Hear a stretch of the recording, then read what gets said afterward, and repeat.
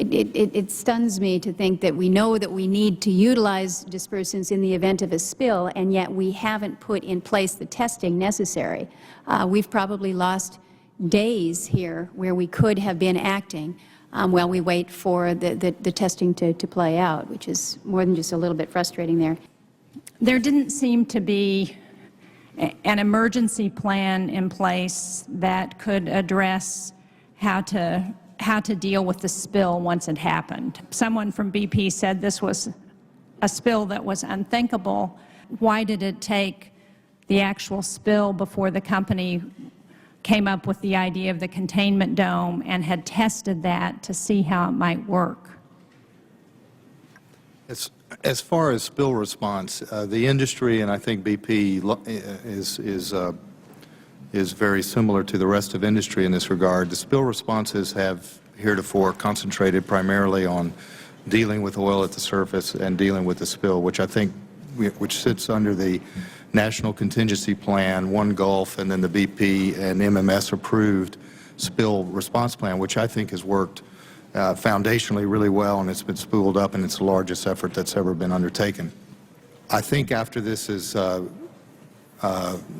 control and thought about in hindsight, there will be some ideas about how to make the subsea intervention response better. I think we're learning right now as we go, and so I think that is something that needs to be looked at.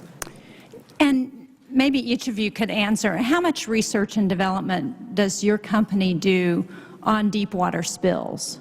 And is this an area where there should be more focus? Right now, can you quantify how much money is being spent on that kind of R&D to address deep water spills, if anything? I cannot quantify how much is being spent. I mean, we work with government agencies, but I cannot quantify how much. And is BP doing research in that area on how to respond to deep water spills? Well, I think we have worked very hard on our spill response. As I said, I think what we're learning here is subsea intervention capability is something that needs to be looked at further. Mr. Newman? Transocean is not currently engaged in any research and development with respect to deep water oil spills. It's a bit odd to me that I'll ask you, Mr. McKay, immediately after this blowout occurred, the idea came that we needed a cofferdam, a containment thing. That took several weeks to construct. Why was it not so that something like that had already been constructed and those kind of ideas are thoroughly examined? This situation is extremely, as you may imagine, extremely hard to predict the specifics of the situation. What we have in this case is we have a blowout preventer that didn't work for whatever reason, we don't know why, and we've got the lower marine riser package still on top of that blowout preventer. And the emergency system disconnect, which was, we believe was hit on the rig, did not activate the blowout preventer or release that disconnect. So we've got a disconnect connected on top of the blowout preventer and a riser coming off the top of that.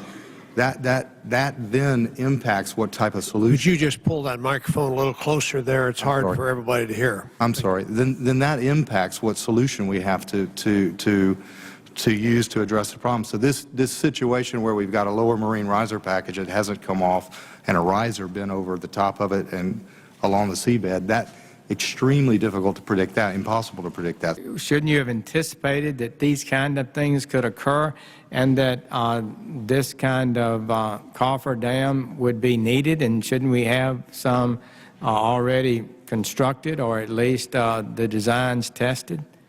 I think what I would say, as we learn from this incident, we're going to have to understand what type of capability we will. I think it's difficult to have predicted a cofferdam would have been needed, but I think we're going to have to look back and see what is needed. Mr. McKay, there have been with BP a series of horrific accidents over a number of years. Again and again, major safety problems, problems that have resulted in hundreds of millions of dollars of fines being paid by your company, settling criminal charges. And in each case, as far as I can tell, and I look back at the explosion at the Texas City refinery, the fire at the Whiting refinery, the violations at the Toledo refinery, the failure to maintain the pipeline system on the North Slope, the company always says the same thing. And I want to have your reaction to this, because I think we've all said that we understand that the specific cause for the Deepwater Horizon disaster isn't known, but this sure fits, in my view, a pattern of serious safety and environmental problems at BP. And the company always says the same thing after one of these accidents: we're going to toughen up our standards, we're going to improve management, we're going to deal with risk. And then another such accident takes place, and we have yet more finger pointing. So my question to you is, why hasn't BP been able to change its corporate culture and end this pattern of accidents? In 2005 and 2006, you mentioned some incidents that were extremely serious, extremely serious. I believe we are changing this company. I believe it's being changed to its core. Our CEO, Tony Hayward, in 2007 took over the reins. His single mantra has been safety and compliant operations. What specifically have you done to put in place changes that reduce the likelihood of these kinds of accidents that BP has a history of being involved in? Well, I believe our operating management system in the Gulf of Mexico is as good as anyone. I can't point to any deficiencies to point out to you. The investigations are obviously going to be important in terms of if there was something missed. I know of nothing that points me in a direction that we have deficiencies in our operating management system.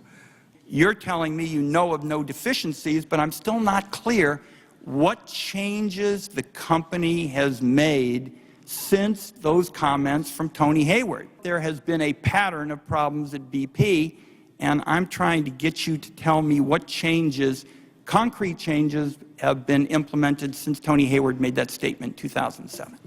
We have several things that have been made. One, we have a board-level safety and environmental and ethics audit committee that is very active. We have a group organizational risk committee that has been installed by Tony Hayward at the very, very top. We have an operation management system that has been standardized. I would say in the Gulf of Mexico, this has been an area where we've been extremely safe. We have a tremendous track record of compliance. It's measured by the MMS, and what I'm telling you is I have not been aware of or see deficiencies in the Gulf of Mexico systems. And I'm still not clear what changes have been made after Tony Hayward said there were going to be changes made. Well, it gets down to the agenda and the culture of the company. It sure does. And the culture of this company is that there's been one accident after another. The agenda has been clear. I believe we've progressed a long way.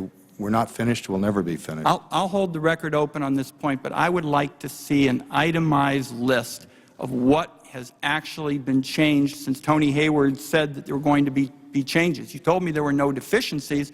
I'm not clear on what's been changed. Thank you, Mr. Chairman. The last time I think I was in here is when the Challenger blew up, and we had a big discussion about what were the faults behind the Challenger system. And we found out that there were system failures. Yes, there was a freezing of the temperature in the O-ring, but we found that there were many, many other problems that led to that. And I think that's what we're going to find here as well, that there is too cozy a relationship with MMS and the oversight, and that the industry and the oversight of the various things my colleagues have been talking about with the blowout preventers and other things, that there is much more oversight and detail that needs to be made here. Mr. McKay, we're sitting in the very same hearing room where the hearings were held to investigate the sinking of the Titanic. At that time, we had a ship supposedly so technologically advanced that it could not sink. And here we have a rig that the industry has told us so many times is so technologically advanced it supposedly could not spill. Unfortunately, despite these claims, both technological marvels ended in tragedy.